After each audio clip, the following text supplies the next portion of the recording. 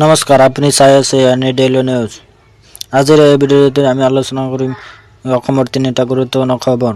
ভিডিঅ'টো শেষলৈ চাওক আৰু শেহতীয়া খবৰ সৰ্বপ্ৰথম পাবলৈ আমাৰ চেনেলটো ছাবস্ক্ৰাইব কৰিবলৈ নাপাহৰিব। আহক আৰম্ভ কৰোঁ আজিৰ মুখ্য খবৰসমূহ। প্ৰথম খবৰটো হ'ল বান পৰিস্থিতিৰ বাবে সেনা আৰু বায়ুসেনাক সাজু থাকিবলৈ অনুৰোধ। অসম অব্যাহত ধাৰাসাৰ বৰষুণৰ ফলত বহুতো ঠাইত বান পৰিস্থিতি জটিল হৈ পৰিছে।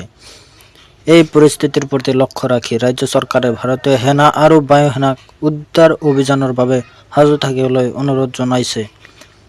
মুখ্যমন্ত্ৰী ডক্টৰ হিমন্ত বিশ্ব শৰ্মাই জনাইছে যে জনসাধাৰণৰ সুৰক্ষা চৰকাৰৰ বাবে অগ্ৰাধিকাৰ।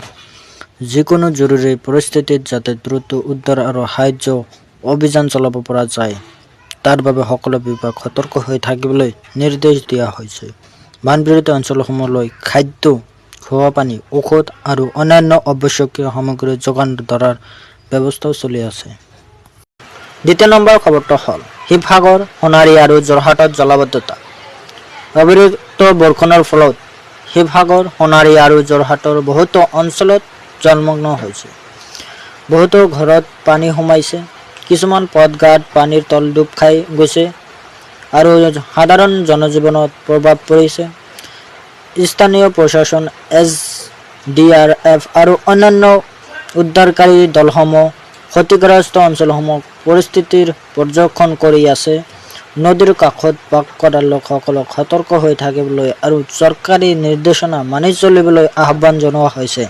তৃতীয় নম্বৰ খবৰটো হ'ল দিল্লীত গঢ়ি উঠিব অসমৰ সাংস্কৃতিক কেন্দ্ৰ।